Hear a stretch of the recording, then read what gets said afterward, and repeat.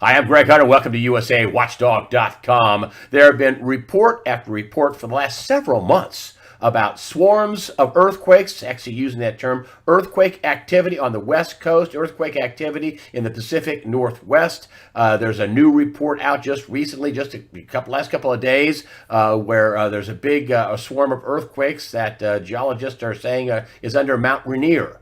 So what is up with all this earthquake activity? Well, not so long ago, Steve Quayle came on USA Watchdog when all the rage was Yellowstone was going to blow up and everything, and he lives near Yellowstone in Montana, and he says, listen, it's not Yellowstone that's the big problem. It is the Cascadia subduction zone. It is the West Coast that is in peril. And he has been working on a film project about this very thing. He's been working on with geologists about what's going on in the earthquake zone out on the West Coast, specifically up in the Pacific Northwest. Steve Quayle, thank you for joining us today on USAWatchdog.com.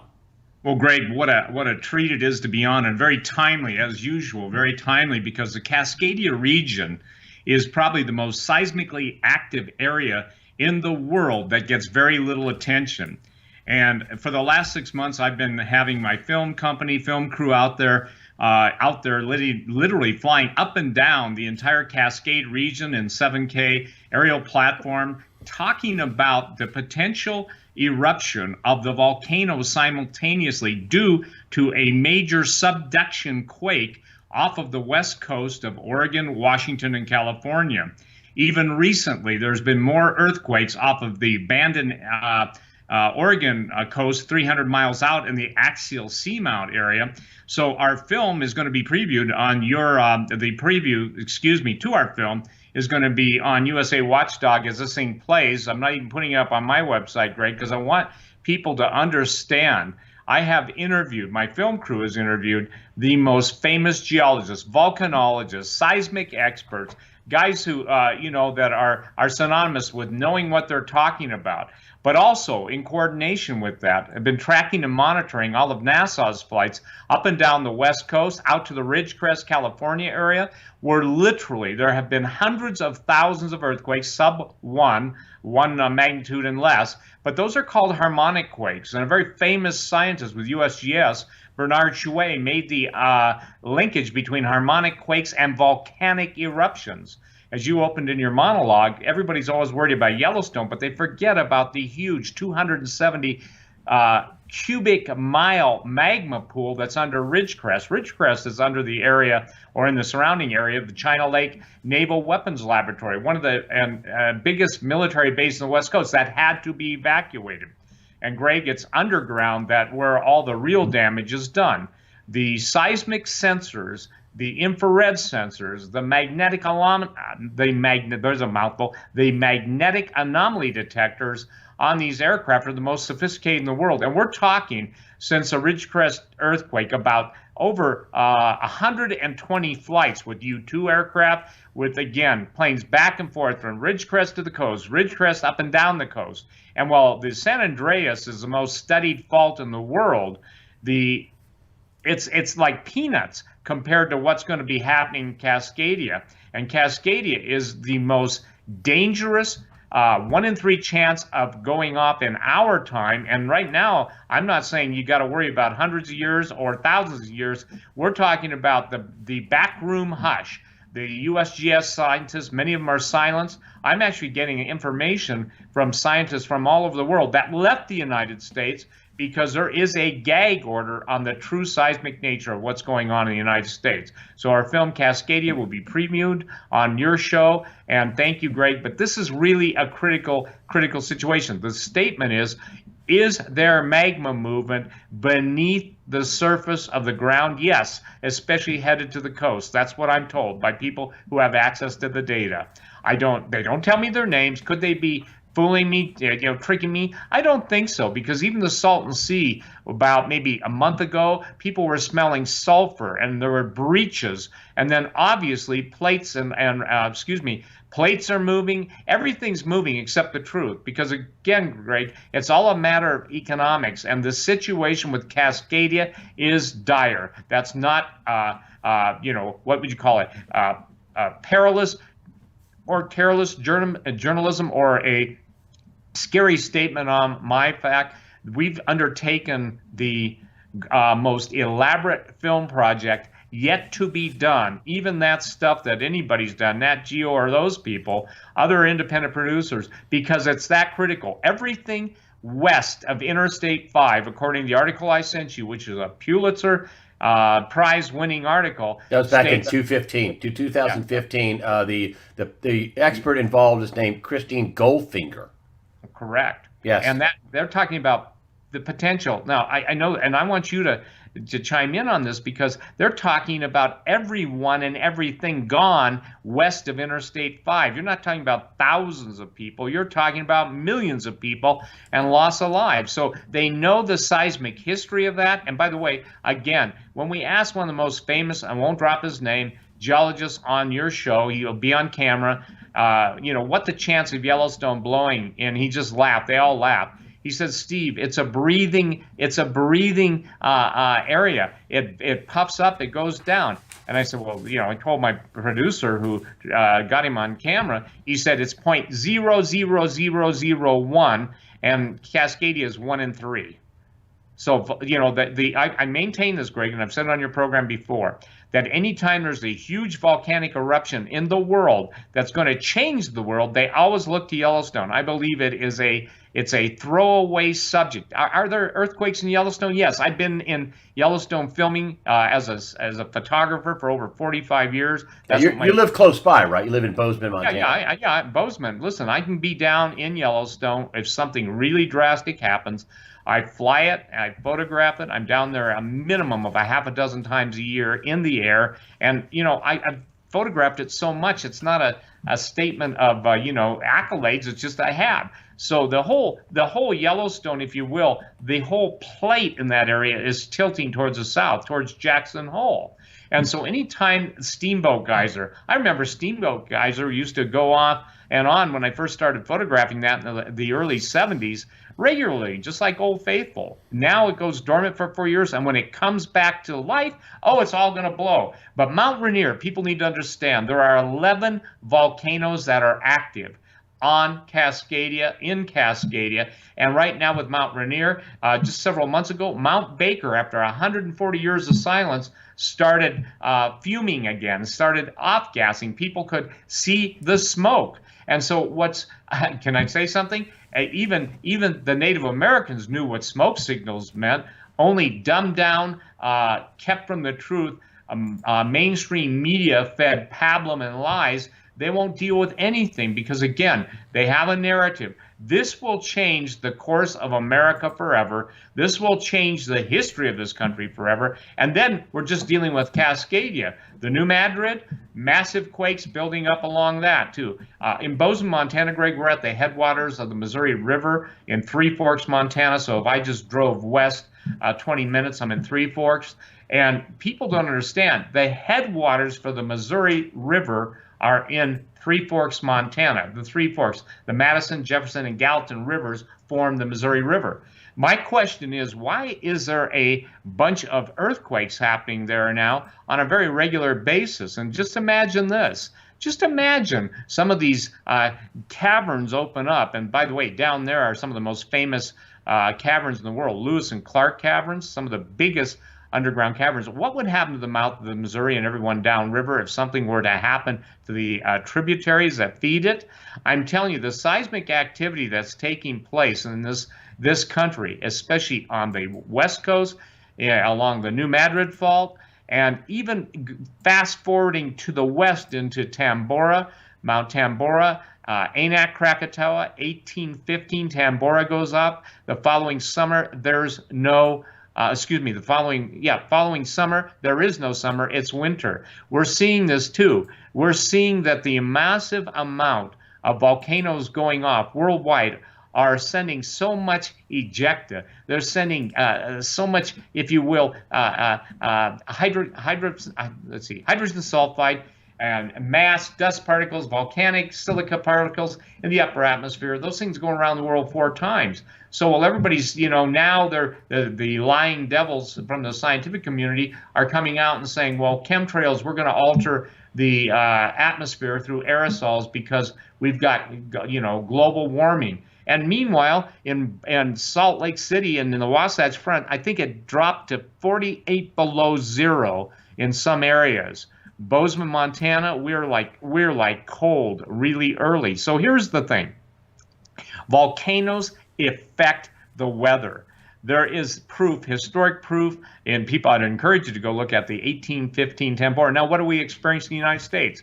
We're experiencing some of the worst harvests in the history of the United States. We're seeing, Greg, in the fires on the West Coast, people don't come up with the F factor. That's the food factor. So much food is being lost in refrigerators and freezers and in areas that basically are losing the power. Does the volcanoes have anything to do? Does this seismic activity, the volcanoes, have anything to do with all this? Yes, going on? It does. According to the scientists I talk about, who, by the way, are literally out of the country because they had to flee for their lives, they are claiming that the magma is moving in some of the tunnel systems under China Lake. China Lake is a massive underground military base, that there are actually some YouTube videos of people, almost like a Ghostbusters movie, seeing the lava flowing, and all this is silent. So the fires, yes, there are indications that fires are breaking out on surface as the magma comes closer to the surface, but you'll never be told that. Now, I can't speak to the specific Pacific Gas and Electric, this branch hitting that, but what's fascinating to me is that, again, it becomes problematic that magma moving does produce surface fires, and all of this is being covered up, in my opinion. I want to get back to Mount Rainier, and I just want to read this story that you have here. I just want to read the top part of it.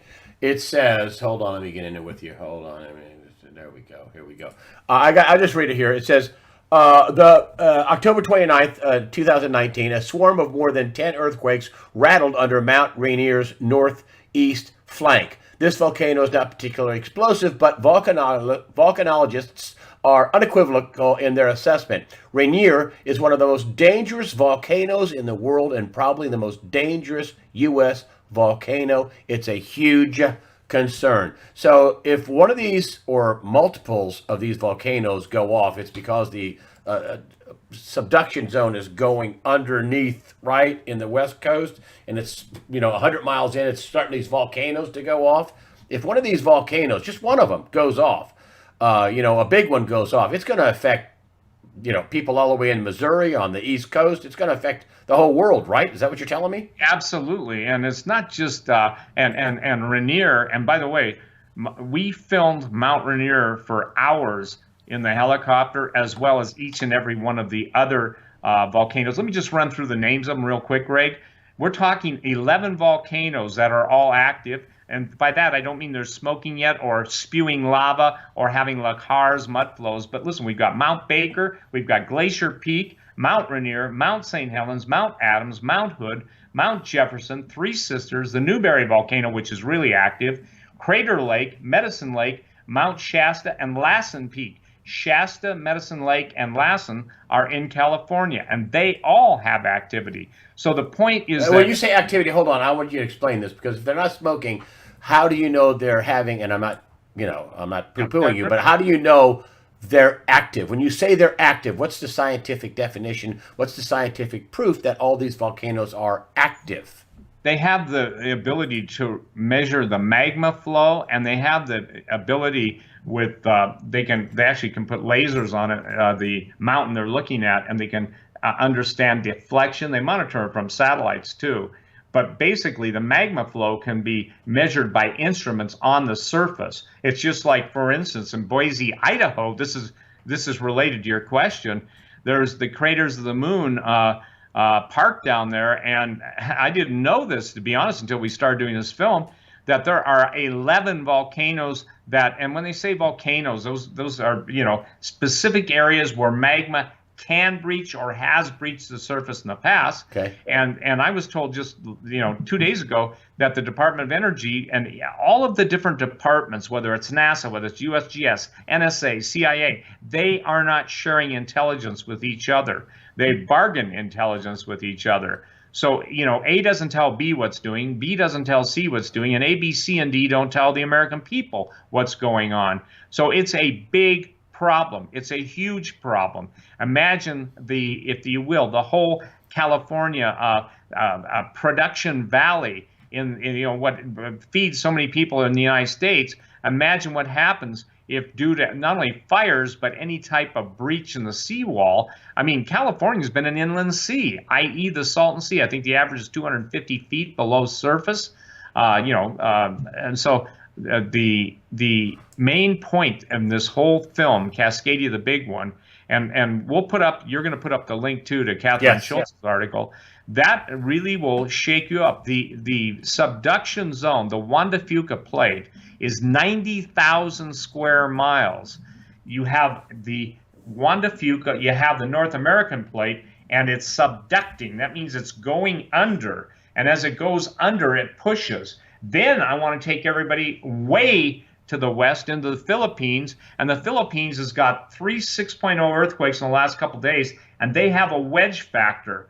It's like hitting a bell and watching the sound waves either ripple or throwing a pebble in the water. Those are P waves that happen. Those are pressure waves, and that stuff all builds up. So the question is, how long can this stay in this position? Excuse me, I've got to get camera right, camera left, without the big one happening. And as the big one happens, then, ladies and gentlemen, you're dealing with tidal waves. And the history of tidal waves are awesome and when I say awesome, I'm not saying good, but they're horrific on the west coast of the continental United States. One of them in one of the bays in Alaska got up to 1,485 feet tall. So Cascadia, the big one, is a film about the Cascadia subduction zone and how it's stuck, and one day it will become unstuck, and it might be becoming unstuck right now, and people are woefully unprepared. Can you explain? So Cascadia, the big one,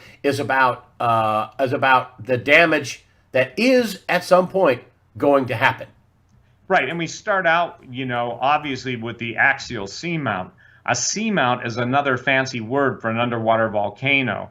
It's about 4,600 feet deep, but the actual footage to the trailer that you'll see with Greg's posting of it is the footage from the submersibles taking that.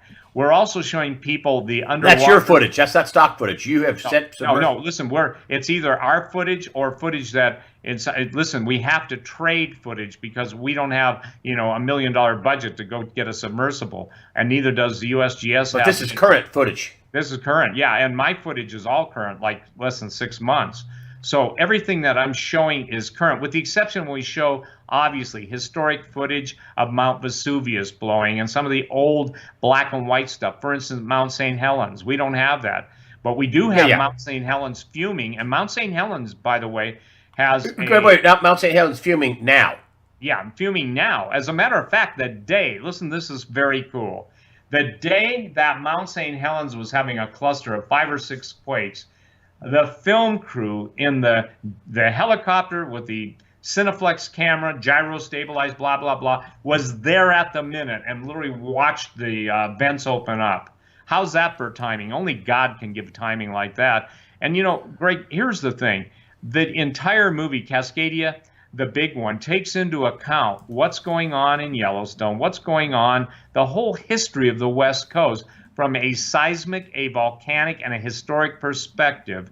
And I think it's an exciting film. I think people see the trailer is not, this isn't a boring scientific, what I would call just BS, boring scientific show.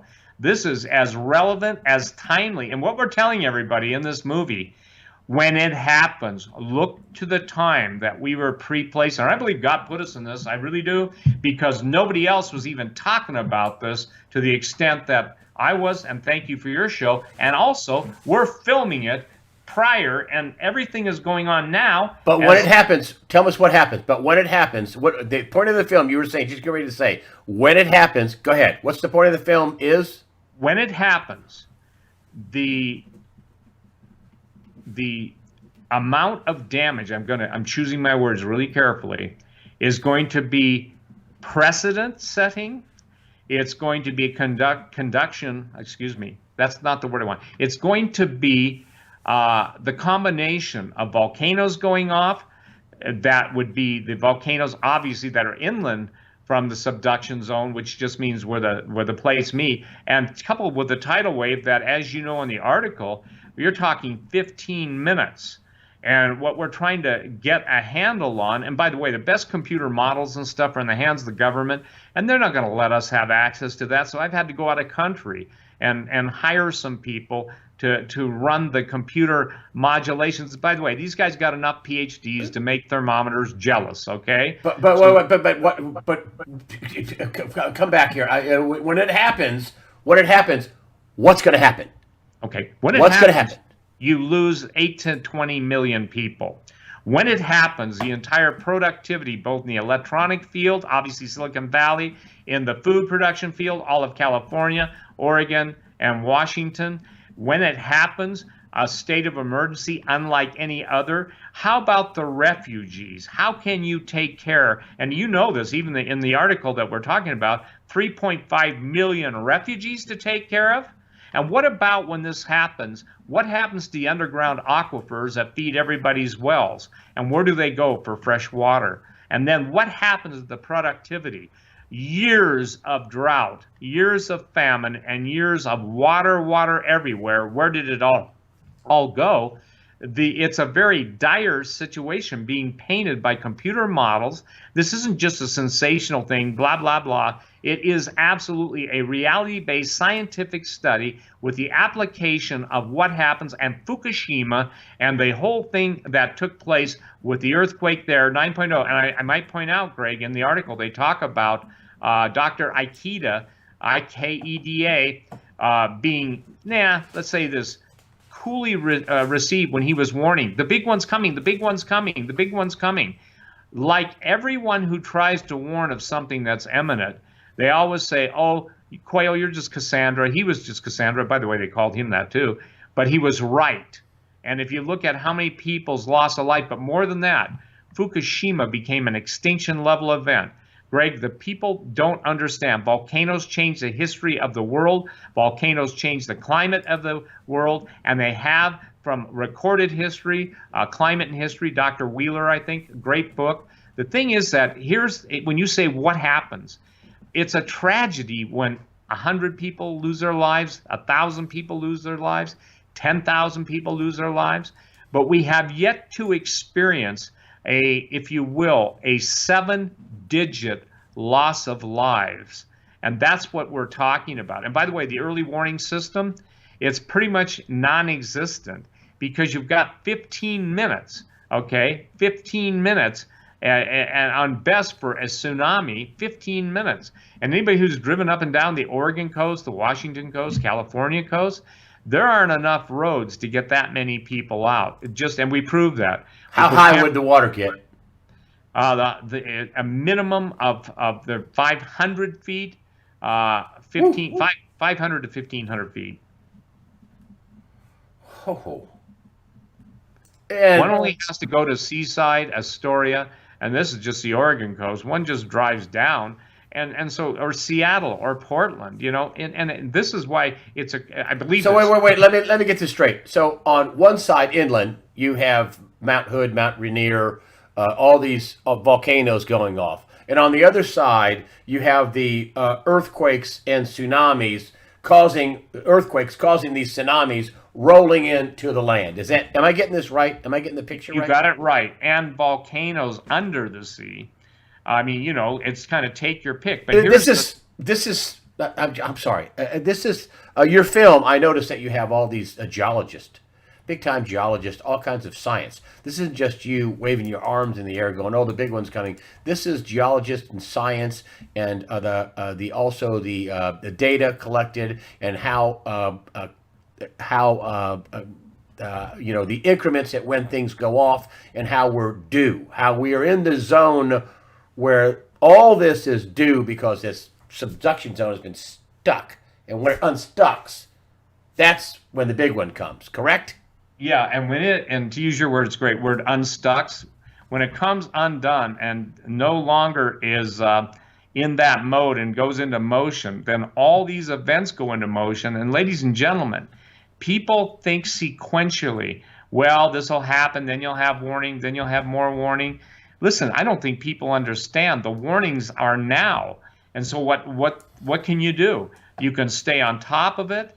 And I tell people, listen, if you live in a zone that's hazardous, then pray. If you move inland, move inland. If not, make sure you're right with the living God. Because here's the deal, Greg. These things have been stuck for, let's say, 300 years. The last big one on the west coast of the United States, North America's west coast, was in the 1700s. But everybody's been focused on the San Andreas, the San Andreas, the San Andreas. Now they found that the whole Garlock Fault is moving. It never happened before. San Andreas, north-south, Garlock Fault, east-west. And I want to share this with you. This all started in motion in the Ridgecrest area, in July.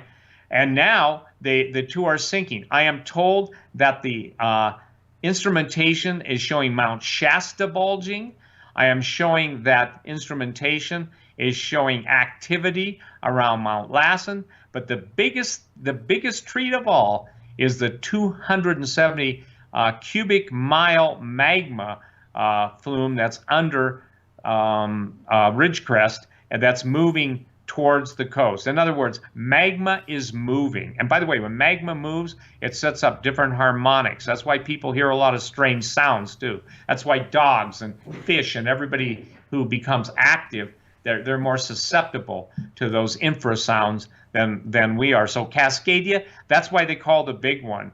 And you can't even put it into, I know what you're trying to do. You're trying to put it in perspective. But what I'm saying is there's nothing it does not affect, especially the loss of lives, the care for the survivors, and where do you move that many people, and how do you move that many people? And concurrently with all this, why is the government so quiet? You know this, they don't even have on Mount Hood, which, as you and I were talking before we started, Mount Hood started smoking the other night, so I immediately got on the phone. Actually, I had my director get on the phone, talk to one of the geologists, and they said, no, they watched that, but it was due to lightning strikes. When Mount Baker went off, and Mount Baker had been dormant for 140 years, there were no lightning strikes. When the article I sent you this morning on Mount Rainier, and again, if people swarms want of earthquakes, swarms of earthquakes. Yeah. And if I was just, basically hallucinating, I would say to you, well, then evidently NASA is hallucinating with me, CIA's hallucinating with me, NSA's hallucinating with me, because they're flying enough U-2 spy plane flights up and down the West Coast to make the Cold War jealous. So they know that the entire West Coast is in some sort of peril. Absolutely. There are days Why are they keeping that from the public?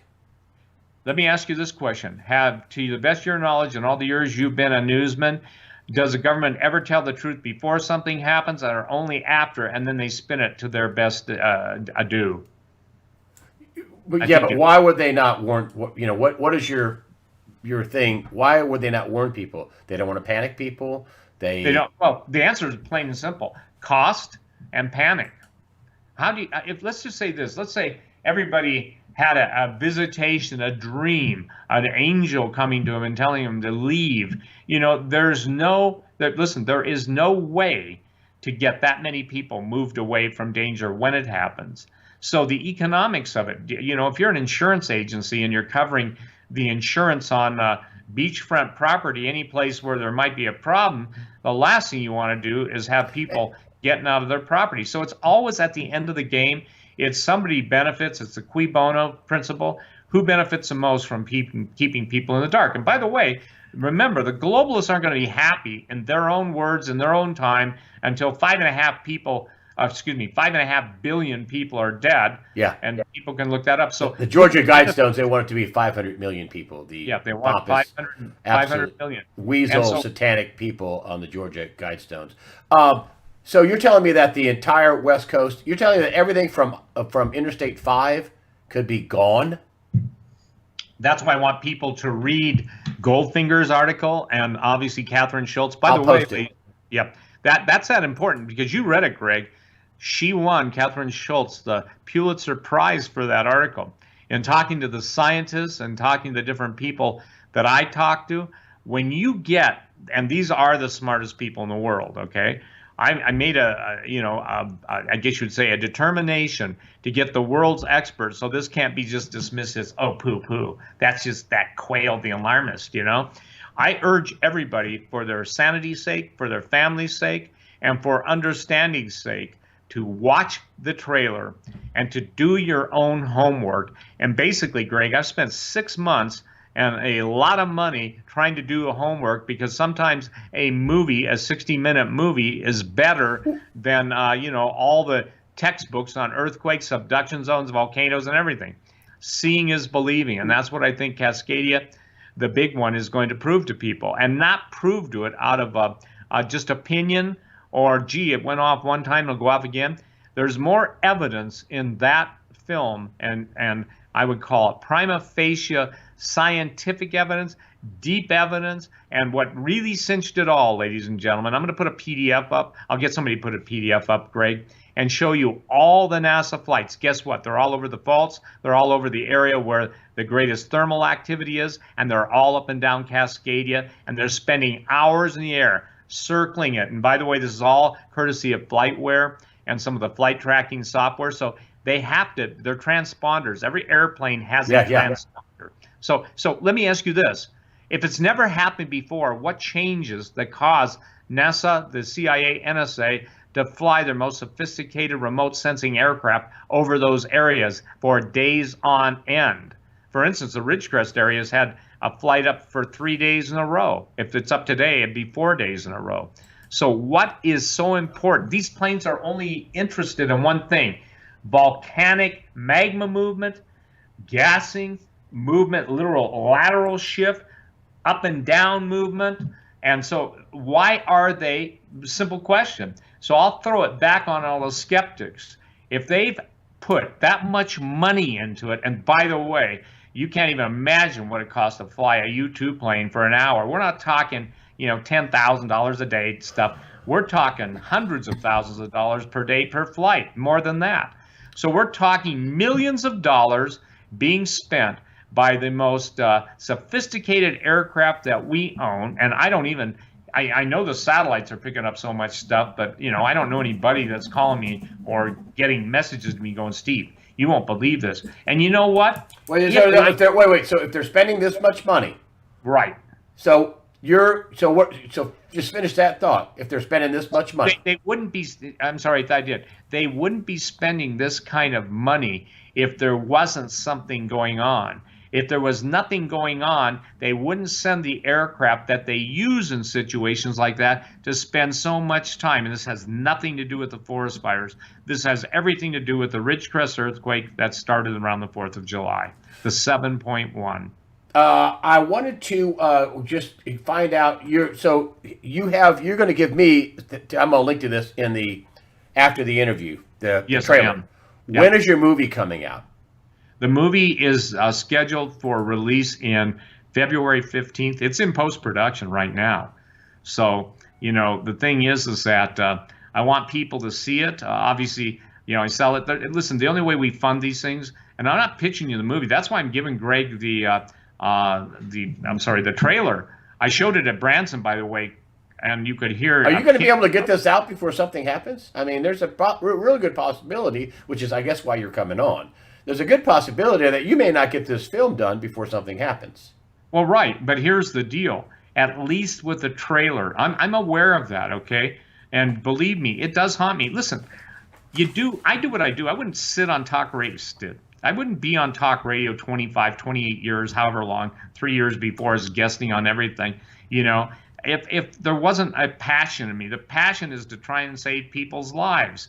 And I don't care what scorners or mockers say, but look, I've been ahead of the curve. I got a lot of flack on robotic, transhumanism, singularity. The end of man is here. The robotics. You've been gracious to have me on your show. But trust me, I'm not behind the times on the 8 ball on this, the genetic manipulation. But here's the thing on volcanoes. 25 years ago, I said, watch Anak Krakatoa. 1883 it went off, and it was the largest volcano after Tambora, and they're all right now in the area of Indonesia, and they're acting up big time. As I'm on the radio with you, or excuse me, as I'm on the video with you today, it's absolutely Tambora starting to go active again. So if the biggest earthquakes in the world are going active again, if some of the largest volcanoes in history are concurrently ejecting stuff into the upper atmosphere, if we are seeing earthquakes, as Jesus stated, in diverse places all over the earth, and the great earthquake, in my opinion, is coming. And by the way, they'll talk in the article, possibly a 10.2 article. You know what the scientists are telling me on and this they can't even imagine it. Forgive me. Standard even seismologists and volcanologists would never make this statement, but these guys are terrified, and they moved out of the country. They said it will be between a 10 and 12 on a full margin rupture. Wow, a massive rupture. If you were just really quick, so we can bring this down to John Q. Public and little people like me. If you were living somewhere west of Interstate 5, or you were living in Portland or Seattle or in some other area right on the coast, what would you do? I'd have an escape plan, and it would have to take place before the events. I personally would watch, and that's a great question, by the way. I would personally watch daily the volcanic reports, the earthquake reports. You can go to a numerous amount of sites, and I'll send you a couple links for those too, Greg. But I'd be paying attention and understand this, that with the amount, you just try and get out of Seattle at rush hour, get out of Portland, you've got to have an alternative means of escape. In other words, you've got to know, you got to go before the panic hits. You want to be where everyone else isn't when the panic hits. The only way I know to help anybody there is up here. And at some point you come to the conclusion, if you can relocate, you probably should think of relocating. Do you want to be on the east side of the Cascadia region, not the west side? And again, we're talking about a full margin rupture. Let me just make that really simple. We're talking about a WCS or a WCE, worst case event, a WCE. And that's why we're talking too. If people begin to take it seriously, but they have to also understand the powers that be will not give you a multiple day warning. The powers that be will give you no warning except at the time, and even familiarize yourselves with tsunami routes. But I would say this, the only way that people get out of there is to know that they have a route and they have to leave before everyone else, because the time to panic isn't like you see in the Independence Day where everybody's trying to get out and the alien ship is coming. You got to get out before everybody else does. Steve Quayle, the movie Cascadia, the big one. Thank you for coming on and actually warning people. I mean, you're way warning people much earlier than your film is coming out. It's not like it's coming out next month. I mean, and there is a chance that something may happen before your film comes out. I hope not. But Steve, thank you very much for this really unusual warning. Of course, you have it all documented. You have scientists. Your trailer, I've seen it. It's full of science and experts talking about what you just talked about. Steve Quayle at stevequayle.com. He is a renowned radio personality. He is a filmmaker, as you know, if you hear from this Cascadia, the big one, and many other films. He is a multi-published author with many very popular, great-selling books. Steve Quayle, thank you for joining us today on USAWatchdog.com. Thank you very much.